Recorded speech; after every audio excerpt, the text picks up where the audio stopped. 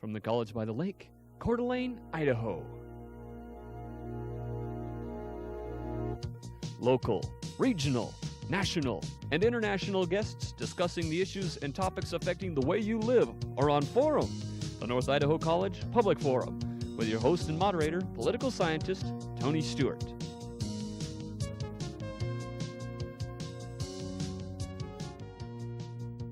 One of our favorite subjects on this particular program is to interview authors who have written books that we believe to be outstanding, and that is going to be the goal of this program both this week and next week. I have read a book that is entitled Face to Face, The Changing State of Racism Across America. I have a copy with me today, and I want to say to you that I find this book extremely valuable and one of the greatest insights to the issue of racism in America today. And it's just a very recently published book, and therefore I'm very pleased to welcome to our program Dr. James Waller, who is a professor at Whitworth College in Spokane, Washington. Dr. Waller, welcome to the program. It's a pleasure to have you here this week and next week, and I would like to give our viewers a little bit more of your background. You hold a master's degree from the University of Colorado, and your PhD is in the field of experimental social psychology from the University of Kentucky. Our guest has also received a number of honors, including in 1993 the Dean's Award for Outstanding Junior Faculty Achievement, and in 1996 the Whitworth Teaching Excellence Award. In January of 1996, our guest took a group of 16 students across America to study the issue of racism and the question of gender and religious prejudice around our country. He repeated that tour in January 1998. Out of those tours, he came up with this excellent book. And Dr. Waller, congratulations on your work. And I know some people that are in the human rights movement that, like Bill Wasmuth in Seattle of the Northwest Coalition Against Malicious Harassment, has read the book and given it very high marks. And I do want to go in depth for our viewers, but I would also recommend to them that they purchase this book. It's really revealing. Thank you. First of all, let's go into a background of how the book came about. Is this the kind of program that Whitworth does, where you have, I believe you have something called the 414 system? Right. Yeah, Whitworth's on a unique academic calendar. It's becoming more and more unique each year as other schools drop it. But it's a 414 system where we have a long fall semester, a long spring. In the month of January, students just take one course. And if it's an on-campus course, it meets 3 hours a day, 5 days a week. And we intend for it to be an opportunity for innovative curriculum experiments in large part. And many of our students who don't stay on campus go off campus for study tours, most of them international, but I had wanted to in '96 to try a domestic study tour on a topic very close to my heart, issues of race and anti-Semitism and religious prejudice in America. So we did that first tour in January 1996. Take us a little bit about where you went and how was the difference between 1996 and 1998. Where did you go with the students? And you weren't just going and staying at hotels. You were out in the world with the people. Yeah. Well, the tour started because I'm originally born and raised in the South. When I came to Whitworth 10 years ago, when I taught courses on race and prejudice and social psychology, I just told the students again and again, this is still a problem coast to coast. Mm-hmm. And these tours were a great chance to literally do that coast to coast. And in '96, I met the students, 16 students in San Francisco, and we traveled solely by Amtrak from San Francisco to Los Angeles to Denver, Chicago, Memphis, New Orleans, Atlanta, and Washington, D.C. The '98 tour changed a little bit in that we flew from L.A. to San Francisco and then L.A. to Chicago, and we dropped Denver from the itinerary, and that saved us about a 35-hour Amtrak trip from L.A. to Denver. And then we added Birmingham, Alabama, so we were able to be in Birmingham on Martin Luther King Day in the 1998 tour, which was a great adjustment and addition for us. Yes.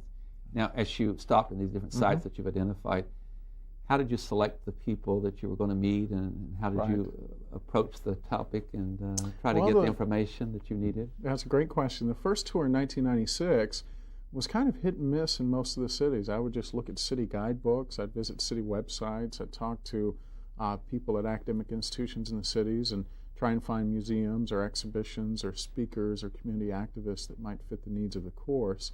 But the '96 tour drew so much attention that for the '98 tour I had people in these cities writing me saying, we'd love to host you next time you come here. We think we can show you some great things. We think you can introduce you to some people that would really add a lot to the tour and the course. And so for the '98 tour, We had much more of our programming done by community activists in each of the cities. Chicago, for instance, our whole itinerary there was done by Urban Life Center, which is a group aimed at giving experiential education in a multicultural, diverse setting, urban setting as well.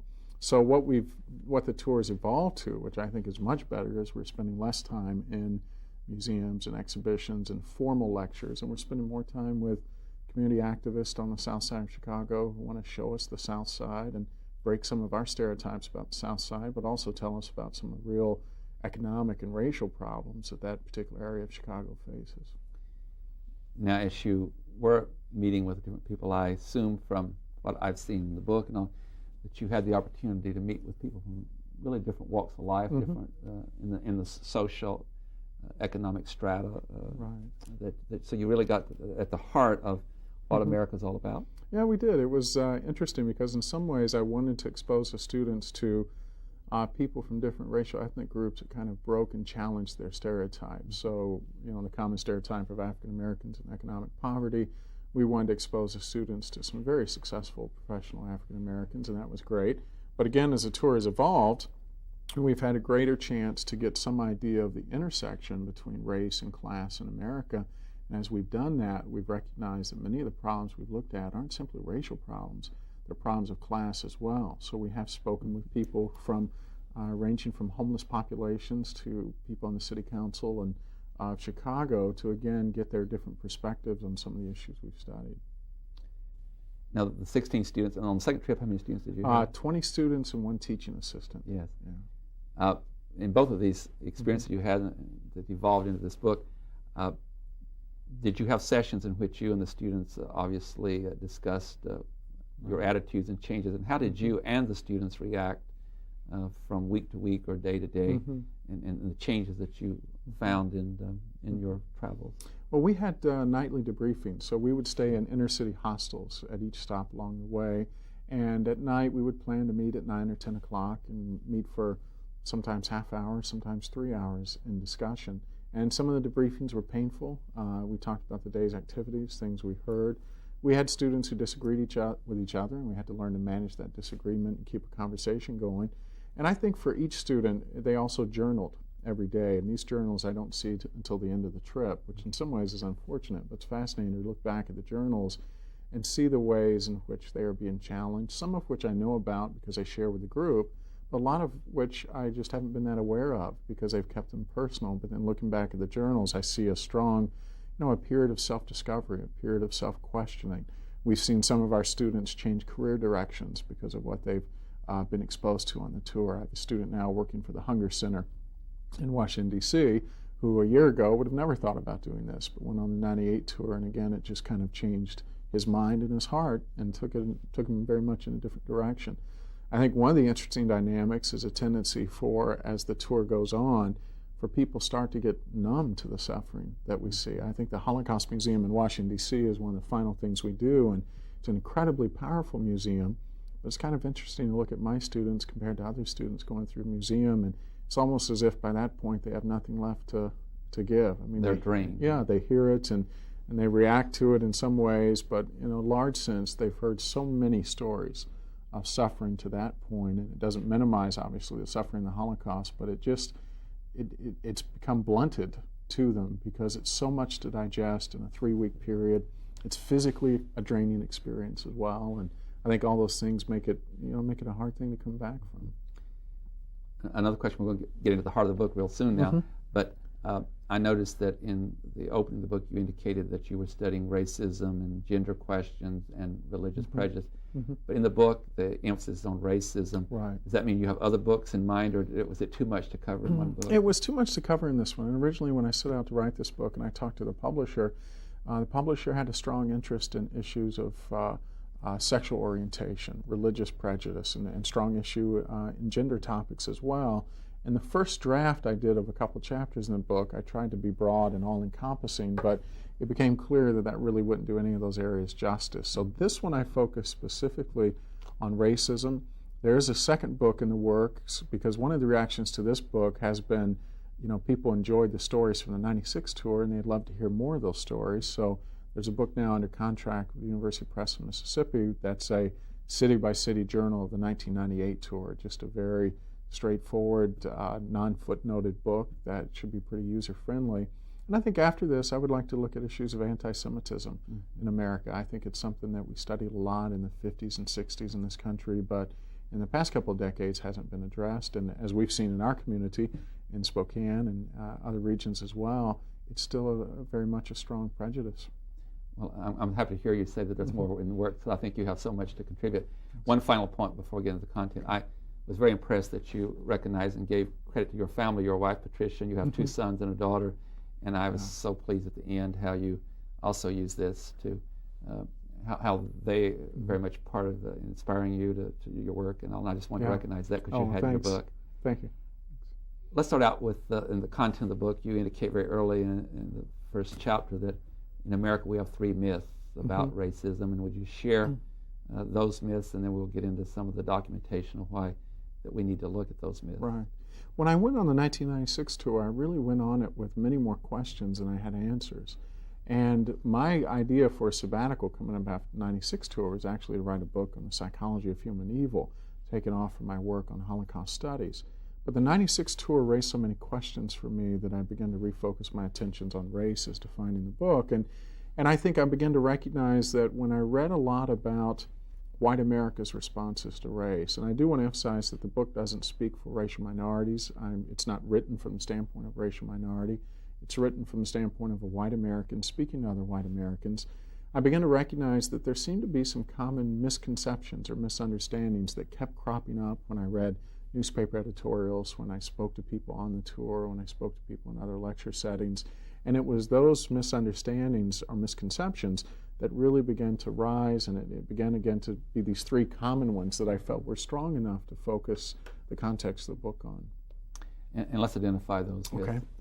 The first one is the myth that life is good for racial minorities. Again, I think one of the common responses I'd often hear from people is that, I have an African American who lives next door to me, and he makes more money than I do and a better house, and this would have never happened before. And so people often take these relatively isolated incidents and take them to mean that life is now good for racial minorities. Nothing else needs to be fixed there. So a lot of the book focuses on demographic data, economic data, educational data, indicating that the playing field is simply not level. It's better than it used to be, but still relative to whites, racial minorities in America do experience significant deprivation. And then the second myth, kind of related to that, is a myth that racism is declining. People tend to assume that if life is good for racial minorities, which I would contest, then that's evidence that racism is no longer the problem it used to be. And in truth, when I first tried to sell the book to publishers, I had more than one publisher respond and say, we simply don't think it's a significant social issue any longer. And so I try to argue in the book that when we think of it in those terms, we're misdefining the face of racism as it exists today. And then the third myth that the book addresses is the myth that we could ever be a colorblind society. And here I try to, as a psychologist, explain some of the reasons that we will always categorize people on the basis of something, and not to explain it pessimistically, but to say if we recognize the reality of how our minds work, then we can start to develop programs of reconciliation and acceptance and respect for diversity that have a strong basis in who we are and how we think, and not in some ideal that seems to be unattainable. If we can take those almost in backward order, because of what you just mentioned, when you meet someone, there's a lot of evidence to indicate that your third point has validity. And talk about classification of people. That right. When you meet someone, you instantly know whether they are a particular race or color, and immediately you're asked questions for categorization purposes. What's your occupation, and all these questions, rather than just meeting you as a human being. Right. And so I assume that's part of what you're getting at, is that people have that need, it seems, to identify you and to place you in some kind of classification. Would you elaborate upon that concerning your third myth from some material in the book? Yeah, I think we have to recognize that all of us live in an incredibly complex world, and to make sense of that world, we tend to deal with the world in terms of categories. We do that for physical objects, and we do that for people as well. And I think your example is a good one, that we see someone and we take the shortcut, which is to judge this person and to make assumptions about them on the basis of race, age, gender, ethnicity, hair color, eye color, height, weight, any tremendous number of ways we could categorize someone. And again, it's a shortcut that for us many times is adaptive because it saves cognitive effort, but also many times has its cost. And the cost of any shortcut is that it often leads to misinformation or inappropriate information. And so I think we have to recognize that we use these categories all the time. In the book, I use the example of my daughter when she was 4 or 5 years of age, and she talked about things that flew, and they were always birds. And at some point, she begins to expand that category and recognize that some things that fly aren't necessarily birds. They're helicopters and planes and butterflies, and she becomes cognitively more sophisticated. In truth, though, she's never really going to completely outgrow that tendency to categorize because it's just part of the ways in which our mind makes a sense out of what is an incredibly complex physical world. You really trigger my thinking with her example. Is beautiful because at a certain age of the beginning of development, her categorization was very simple. It becomes more sophisticated, but it's still there, and still just larger categories. Right.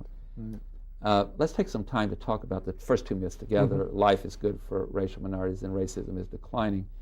I'll play the devil's advocate for you and let you respond with the data you have. Someone who's not read the book or someone who's not had the great experiences that you've had would say, well, look at life around us. You've already mentioned that briefly on the show, that we did do away with legalized segregation in our society starting in 1954 with the Brown case and other cases in legislation, that there's been an increase in the number of minority students that, in higher education across America, or the overall average income of minorities has increased. So there'll be individuals who will take this data and say, does that not in some way invalidate your theory? And then how would you respond to them? I know in the book, if I can add this, you are very fair to recognize progress that's been made in the 60s, 70s, 80s, and 90s, but you also have powerful data to say that we have overreacted to our conclusion about the progress. Right.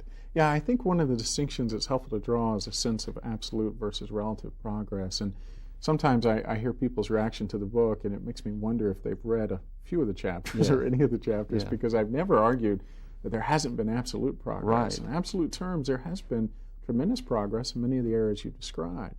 My concern, though, is with relative progress, relative to whites. What are the standing of racial minorities in education, economy, employment, and so on?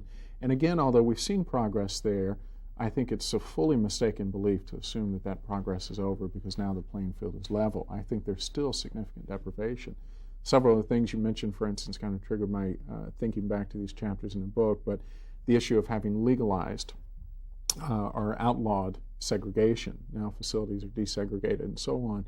Again, the reality of it is that our neighborhoods are probably more segregated than they've been at almost any point in American history. Or if I could interject, on Sunday mornings, the most segregated time in American history. Exactly.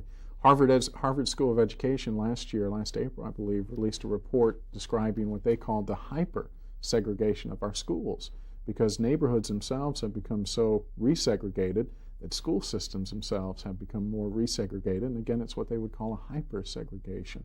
I think educationally we recognize, again, increasing opportunities for minorities, but we also need to recognize that in the 20 to 24-year-old age group among African American males in this country, there are more of them in prison than there are in college systems. And again, the implications of that for future economic opportunities, future educational opportunities, and even future voting opportunities, where in many states convicted felons cannot vote for a period of years after the felony.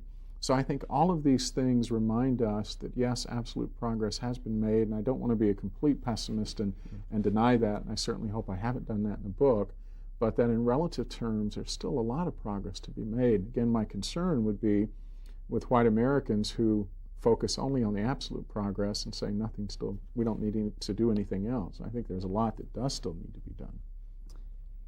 Also, something else that I was impressed with in your discussion of this, and I think you are very balanced in the fact that you do recognize progress, but you also recognize what many Americans would prefer not to recognize, and that is that the issue has not been solved. Let's talk about different kinds of racism, overt and covert. They're all, at least friends that I talk to often that face different forms of discrimination, say the face of discrimination has changed. Would you elaborate from your experience about how that might have changed but still be there in a different form? Yeah. And I found this interesting, again, coming to Whitworth and teaching from the South. When I taught about racism, many of the students would say things kind of offhand and sometimes more intentional about, well, we understand you're interested in it because you're from the South, and that's where all the terrible examples of racism take place. And I think one of the myths, again, that we buy into is that racism is defined as slander, as lynchings, as outright harassment, as overt discrimination that is sensational, that makes the headline of newspapers. And I'm not arguing that that type of racism has disappeared. It's still here, and it makes a headline of our papers way too often, and it's part of the experience of racial minorities in this country still way too often. But I think more of what you see today is a more subtle form of what psychologists have called modern racism that is not as overt, it's not as sensational, it's not as dramatic, but over the course of time can be just as debilitating. And again, I think when I interviewed dozens of minorities for the book, often they would even be searching for the examples of racism that they thought I wanted them to give, this old-fashioned hostile racism. But in truth, the vast majority of what most of them experienced was more of this modern racism of being tailed in stores, of being asked to speak for all members of their race, just the subtle things that individually, case by case, don't sound like a big issue.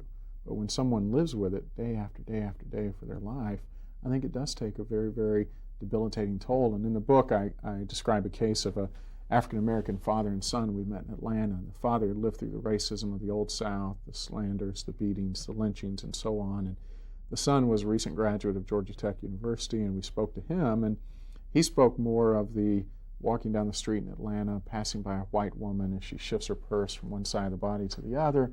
And even the father interrupts him midway through and says, the stuff you're talking about isn't racism. Real racism is what I went through. So I think it's interesting to see that even victims of racism have a little bit of a hard time grappling with what this new face or new manifestation of racism would be. And I think many times white Americans tend to respond by saying, you're being overly sensitive, overly picky about this, it's not that big of a deal. But again, when it's something that one lives with day after day after day, it does become, I think, a very big deal. I think you made a, excuse me, a very powerful point when you talked about the father and the son. Mm-hmm. Both the father is a member of the minority community, and I would say others in the majority community. One of the probably dangers in this whole process is if you go back and look at historically the terrible things that were happening with the lynchings and the complete segregation, when that passes from the scene, basically, or is certainly addressed now by the legal system, that if we use that as our guide, then this other form of racism doesn't appear to be that, and even in the father's mind. Right. I know some of my friends in civil rights say that if we're not careful when we look at the KKK and others burning crosses and so forth, and when people say, well, I certainly wouldn't do that, then they tend to clear themselves from any form of racism. How would you react to that statement, and also the work in your book? No, I think that's exactly right, and I think it's one of the reasons for the widespread apathy of white Americans about issues of race today. And again, I cite some surveys in the book where minorities are asked, what do you think about whites and how they care about the state of race in America? And 7 out of 10 say, I think most whites are apathetic. They really don't think there is an issue, or if there is, they don't care about it. And I think part of that comes from the understanding that, again, we're thinking in terms of old-fashioned racism. And yes, occasionally we see something like Jasper, Texas. But by and large, we feel as if, and I think we want to feel, as if the issue is pretty well resolved, that we've legislated against segregation, that we've outlawed much of this old-fashioned racism. But for us to recognize that it still exists in a subtle form, I think requires a lot more of us cognitively to appreciate. It requires a lot more of us emotionally to say, it's hard to say, wow, a lot has been done and we've made progress, but there's still stuff to do. I mean, that's a hard thing to recognize, and I think it's the easiest thing for us psychologically to do is say, it's over, we've addressed what we needed to, and what's left are just minor things. When in truth, I think what's left is a major thing, but it's a different major thing. In the book, I use the analogy that's like a virus that's been attacked by some outside agent, and we hope that the virus would shrivel up and die. And some people believe that's what has happened to racism. But we also know that occasionally viruses can mutate, perhaps become stronger.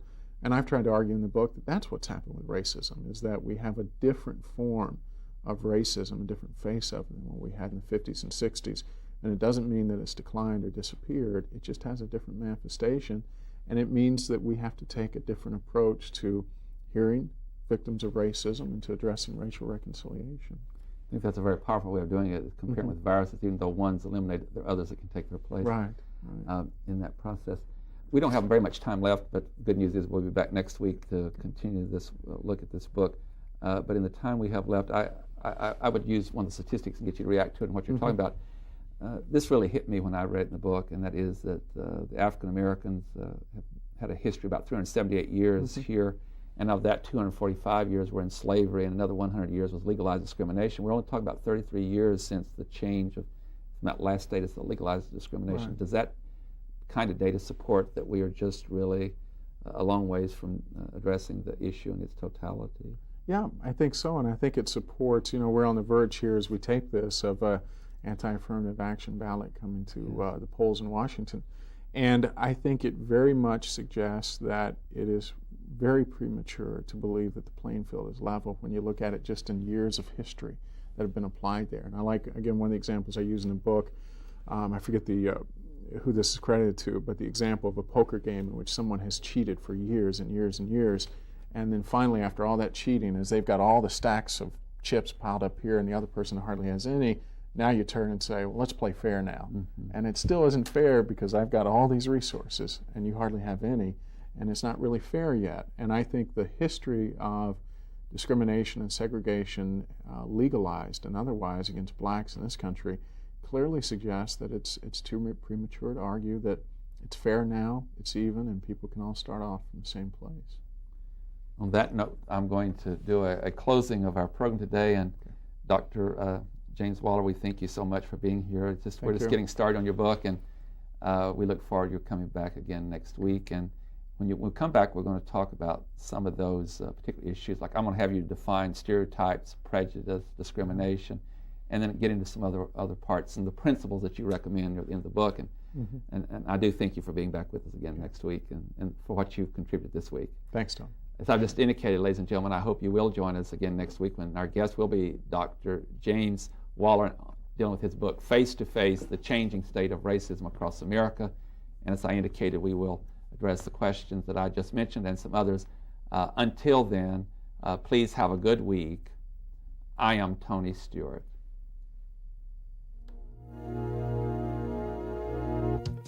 The North Idaho College Public Forum was videotaped live from the studios of Instructional Technology on the campus of North Idaho College for viewing at this more appropriate time. We invite you to join us again next week for another all-new edition of the North Idaho College Public Forum on this public television station.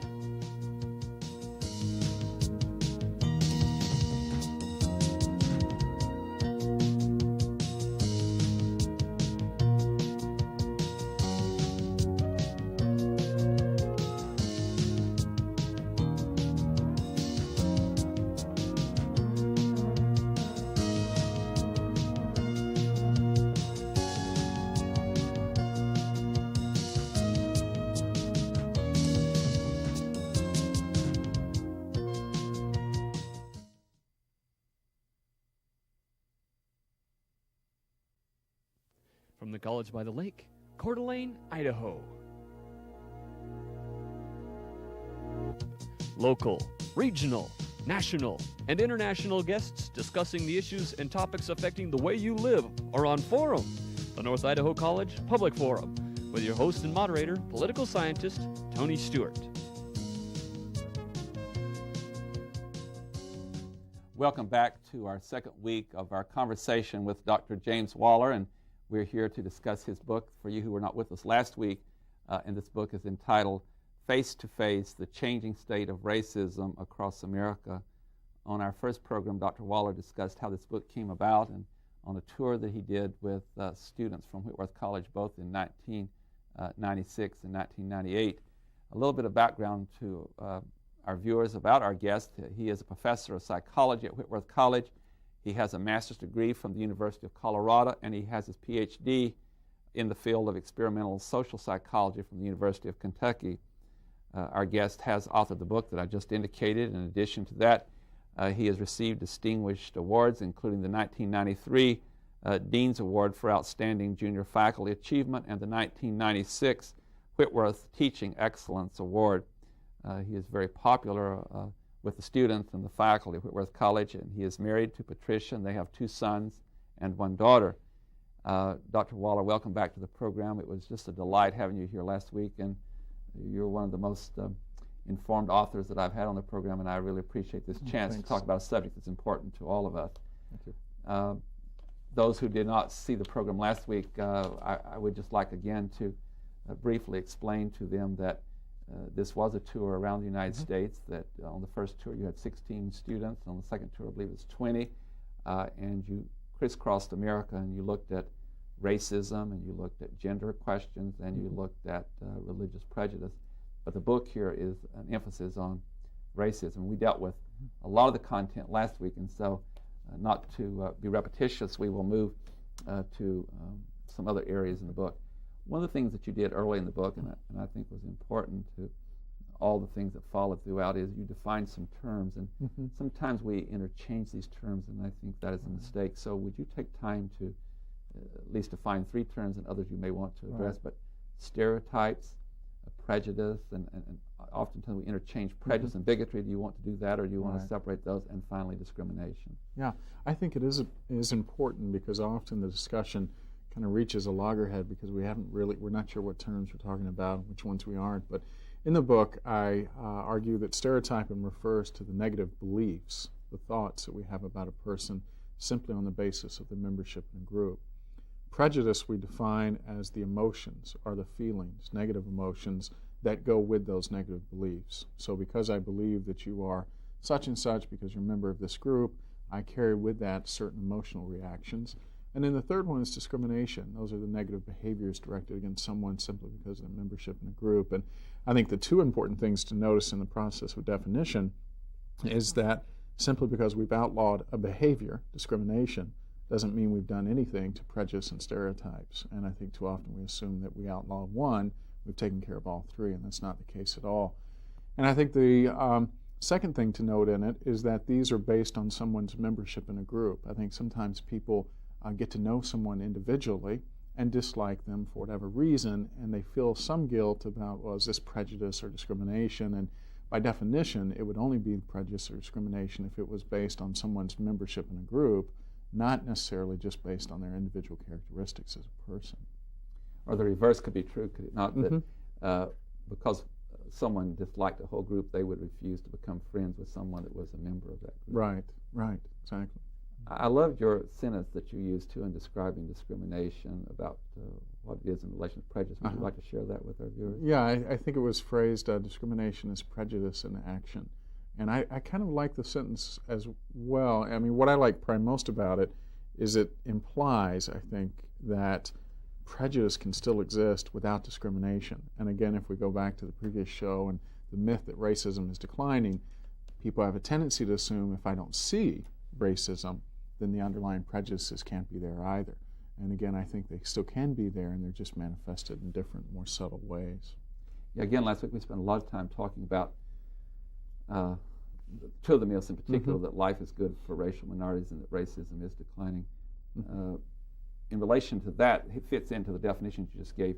So are we saying from your works, and throughout the book, I sense this is a theme, that we have addressed the action, that is the discrimination, with laws, even with presidential executive orders, with particularly U.S. Supreme Court decisions, and even state laws. But are you suggesting in your first 2 myths that it's the stereotypes and the prejudice that probably has been addressed least? That we hear a lot of times you cannot make people love people by legislation, but you can require them to leave them alone. Is that what you're... Yeah, I think it's a nice way of putting it. The prejudice and stereotyping we've kind of still let lie, and we still reinforce it subtly through media bias and other things. But as long as people don't act out on it, we seem pretty well pleased that we've addressed the problem. And again, what I would try to argue is that even though we've outlawed discrimination behaviorally, and it's kind of like a lid on a boiling kettle, that there's still things there in stereotyping and prejudice, and they're going to be manifested somehow. And I think that is, those different manifestations are what needs to draw our attention. I hear you saying I believe, and you can correct me if I'm wrong, that how we approach those may be different than how we approach discrimination. And we're going to come back to some of the recommendations you have later in the book. But one thing I'd like to turn to is to read a section from Chapter 2 of your book on the foundations of isms. I was so impressed by a quote from Dr. Martin Luther King, and if you bear with me, I'll read this and then get you to react to it with some elaboration. He says in this quote that you have that Arnold Toynbee has said that some 26 civilizations have risen from the face of the earth. Almost all of them have descended into the junk heaps of destruction. The decline and fall of these civilizations, according to Toynbee, was not caused by external invasions, but by internal decay. They failed to respond creatively to the challenges impinging upon them.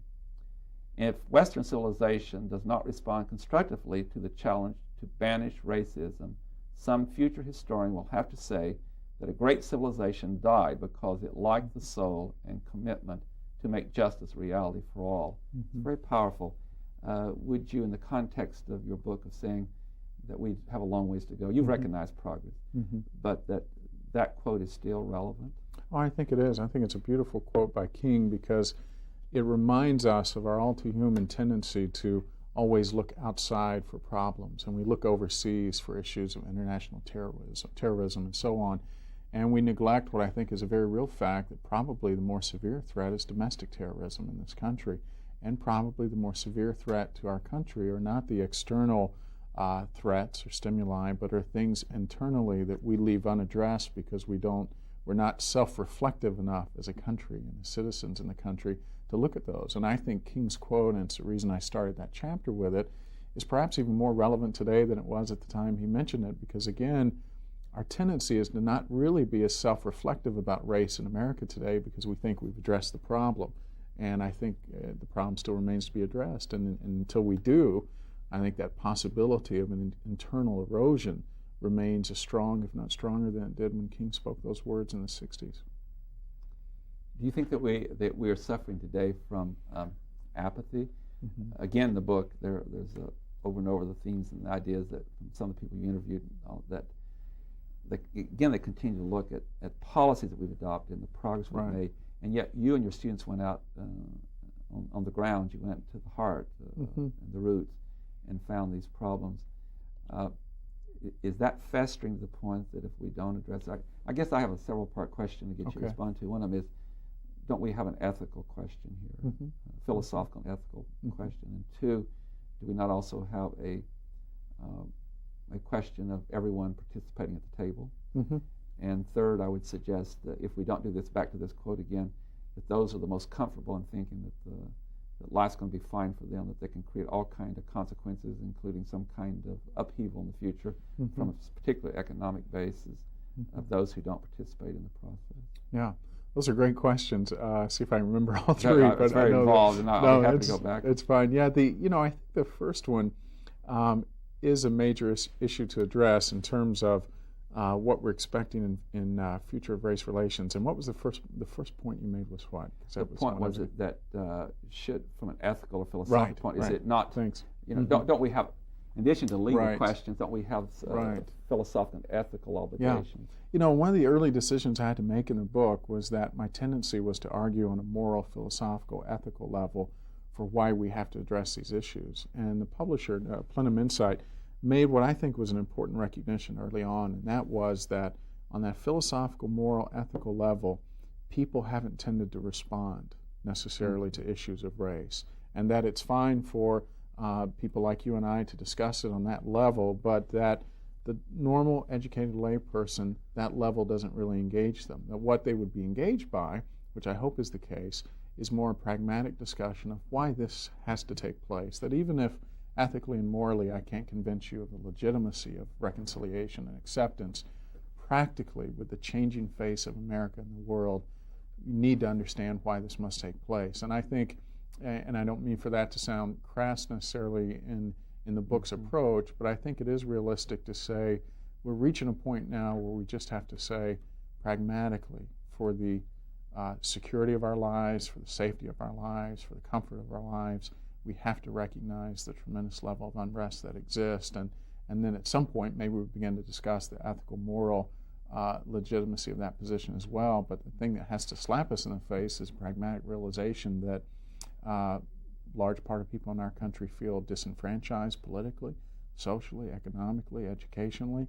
And if we don't recognize that as that population continues to grow and continues to become more vocal, it's going to lead to the type of unrest that we saw in the 60s and 70s.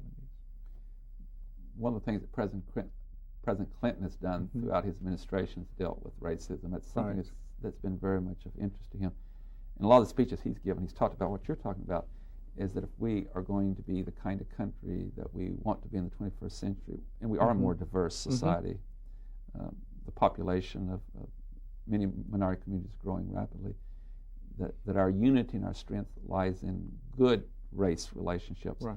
And again, I keep being repetitious, but again, I got out of your book that this is not progressing at the rate that it should be. And again, for two reasons, that we should address it, both the moral question and also the consequence it's going to have for us in the 21st century. Right. No, I think that's exactly right. And I think President Clinton, regardless of how one feels about it politically or morally, does stand as the first president since Lyndon Johnson to make race relations a significant part of his presidential time. And time will still tell whether or not the president's initiative on race has the impact it will supposedly have. But again, I think what it's done is it's hit a nerve with people, and it's reminded all of us that this issue that perhaps we thought was at rest and was solved is not necessarily. That still, in relative terms, again, there are significant levels of deprivation that need to be addressed. I'm going to go out and ask you to go on the limb a little bit. Not necessarily identify names, but when you look at local, state, and national political processes across the country, I guess I have a two-part question. First of all, do you think that elected officials, like the president and others, should they use the bully pulpit to deal with the race relations question? Do they have a responsibility there as leaders in their community?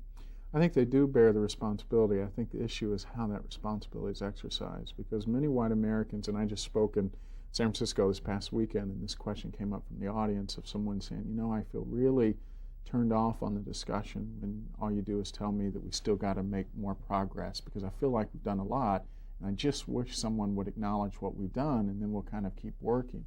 And it was a good reminder to me that in the context of the book and discussing the book, although I enjoy the responsibility that comes with these issues, a reminder that it can be phrased in such a way, and the pulpit that comes from the book or from political office can be used in such a way that people feel as if they've been browbeaten about the issue. And maybe some parts of white America need to be browbeaten, but I think a good number of them have become apathetic because they feel as if the issue is solved and/or they don't know what the next step is. And what I would hope someone in political office would do is to come up with creative ideas for what the next step needs to be, and I hope that's what the President's Initiative on Race does as well. So once you've got many of the laws in the books, I'm not suggesting there are no more laws needed. It's kind of like what you're talking about in your book concerning cognitive learning processes. One can't be intellectually lazy to deal with this issue as well as other issues, but secondly, maybe it's also more intellectually demanding to government officials to say, how do we take the next step? Is that part of the problem we're looking for? I think the path? Yeah, I think very much so, and that's in large part one of the ways in which the President's Initiative and the President himself have been criticized is they reminded us again of the problem, but is there a creative solution coming from this yet? Is there any action that's yet to be taken? And again, as we speak with minorities across the country on the tour, they're impressed with our interest and concern, but they're waiting for action. They're waiting that something will take place, that something will happen. And I think one of the most frustrating things for the students is to come back to campus and say, what next? We're back in predominantly white, middle-class Spokane. What do we do next? And for some of them, their thoughts are so big on what they want to do that they don't recognize that perhaps the biggest thing they do next is they change the way in which they interact with people just around them. But I think that search for what is the next active step is the big one. It seems to me that you're getting at the heart of the possibility that's in the field of education. And I don't mean just in formal education, but I mean in the religious community, in the home, and in formal education. That it seems that what you're identifying here with that life is not really good yet for racial minorities, and racism is not declining at the point it's perceived. that's going to take, again, the cognitive process. But it seems to me that you're addressing both the intellectual and the spiritual part of the human being and how they relate to others. Yeah, and I think it is very much, this book has primarily had a social intellectual emphasis, but I think in every part of our lives and how we define ourselves, this issue of race interfaces with every significant part of that. And I think it will be, for instance, telling to see how American churches respond. Are American churches content to see this as a social problem that has nothing to do with their organizations, or will they, like the Jewish community did in the Civil Rights Movement, rise up and say, this is a human problem, and we're part of the human race, and as such, it's part of our problem, and we want to respond to that. I suspect from some observations, empirical data, that the religious community is divided. I think so. They're not all going in the same direction on this question. Yeah. I would not want the program to end, and we have some time left, about half the program, but another thing I'm impressed with your book is you identify all these questions and problems, but you also do not leave us without some food for thought of recommendations. Near the end of the book, you have what you call 7 principles that you use as a recommendation guide, and if you don't mind, for our viewers who just can't wait till they get their copy, if you would share with them your thoughts of some recommendations that you have. Right. I'll probably have to look on real page quick. 192, I believe, where you started I'll just look here in the those. first. The 7, and I won't go into great detail with any of the 7, but I think it is, I do emphasize the prospect of nurturing skills of listening and disagreeing, to recognize that getting along with people who are different from us racially or ethnically is a matter of getting along with people, learning to listen, learning to disagree and keep a conversation going. I think one of the drawbacks of many discussions of race with whites and minorities has been that the disagreements reach such a high level that the conversation is difficult to continue. So we encourage our students on the tour not to agree with everything I say or each other says or even the people we visit say, but to learn to disagree in ways that respects a person enough to keep a conversation going. I think, unfortunately, you look at contemporary television and shows like the Jerry Springer Show that aren't modeling the ways of disagreement that keep conversation going. And so as a culture, I think that's something we need to come back to. I also talk about controlling our processing of stereotypes. I've never meant to argue that we can remove ourselves completely from the use of stereotypes. I simply don't think it's possible. What I do mean to argue, though, is that we can get to a point of taking the effort to wean ourselves from relying on stereotypes to the degree that we do. I see someone of a different skin color, age, ethnicity, and perhaps I do have a stereotype that's been so ingrained by living in America that it's automatically activated. Doesn't mean, however, that I have the freedom to dwell on it, to choose to act on that stereotype, to let it become a prejudicial feeling or discriminatory behavior. I can choose to control it, to recognize the bias built in the stereotype. I encourage students on the tour, and I mention this in the book, to become more self-aware of who they are and what their stories are as well. That most of us bring here a story from someplace else. That originally, most of us, again, all did come from somewhere else, and I think it's important to know those stories and to know and be honest about the areas in which you do have prejudices and stereotypes. Appreciating the panorama of the borderland and engaging in interaction with diversity.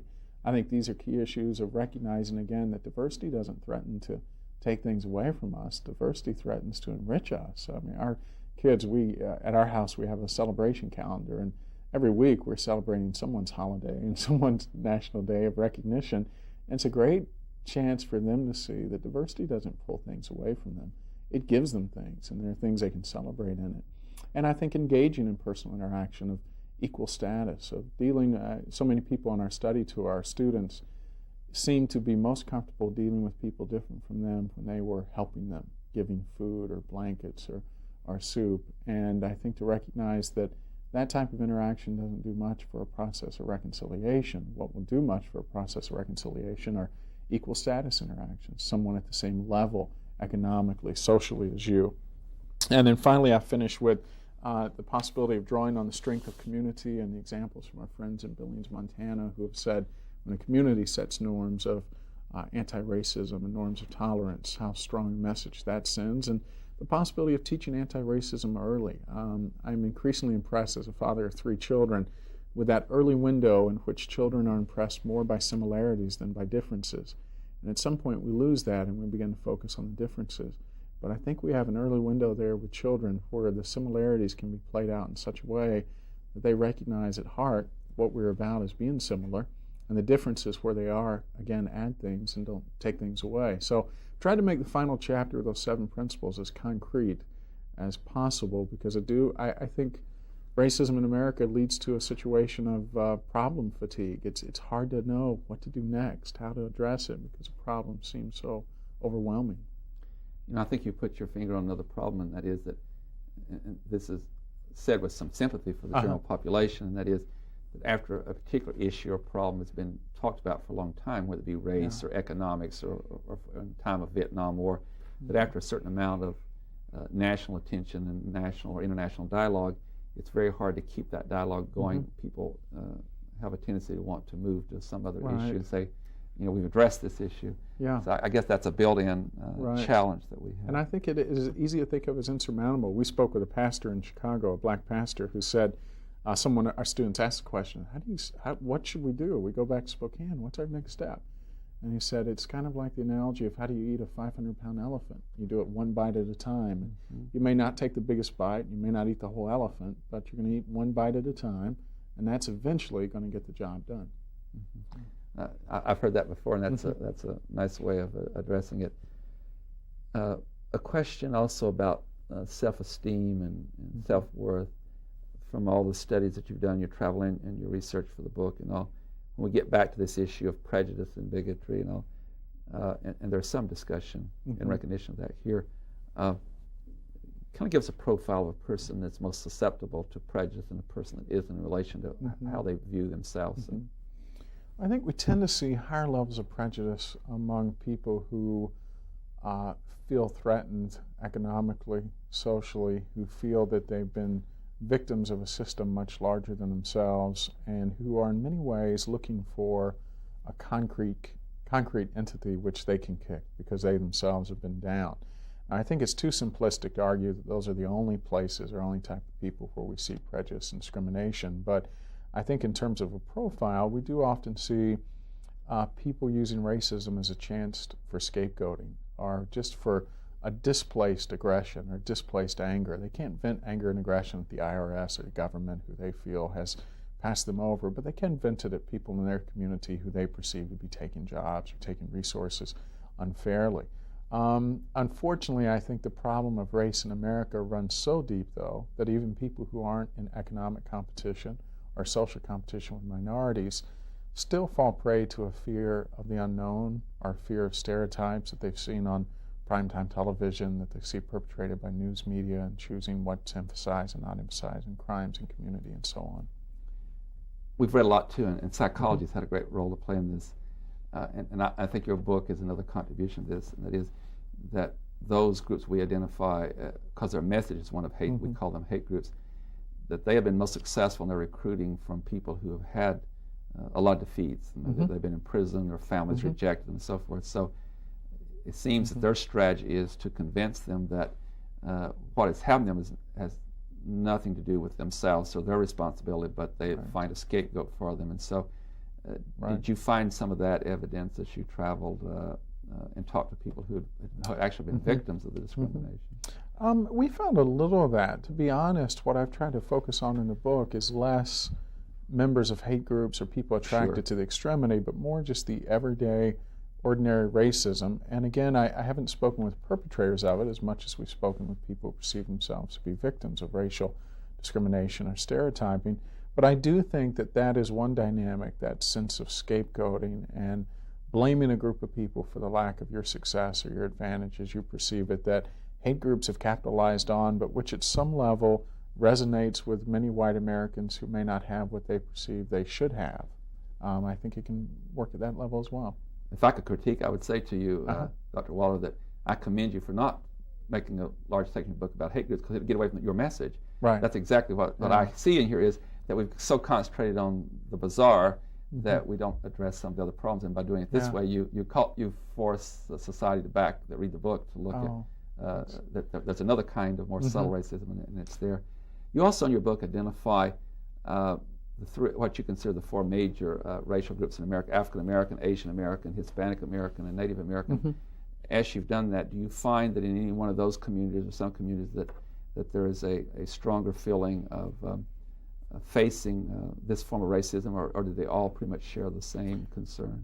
Well, I think they all share some of the same concerns and some different ones. I think African Americans, because they've been so much the focus of the civil rights movement in the 60s, feel perhaps that the greatest amount of attention is given to them, and in some cases inordinate attention given to their success and not to their continuing plight. You asked in the first program about the possibility of another book on Horizon. If I did, the Native American question has fascinated me, because this is a group that really has become the invisible minority. And you see, even in President Clinton naming his initiative on race, a member of every racial ethnic group on that 7 or 8 person panel except for Native Americans. And I think even living in this region of the country, it's amazing the degree to which the issues that community face, which in many ways are much more severe than other racial communities face, remains relatively unanswered or unaddressed. On that note, I have to bring the program to conclusion. Dr. James Waller, thank you for coming in and talking about your book, Face to Face, The Changing State of Racism Across America. And I hope you'll come back in the future, because we're not finished with the subject. Yeah. We thank you very much. Again, ladies and gentlemen, I would recommend the book to you. We just got started with the content. I think you'll find it most informative, particularly for you who are deeply involved with the question of human rights. And I'd like to invite you to be with us again next week at this same time, when we'll move from this subject to yet another issue that we think is of concern and interest to you. Until then, please have a good week. I am Tony Stewart.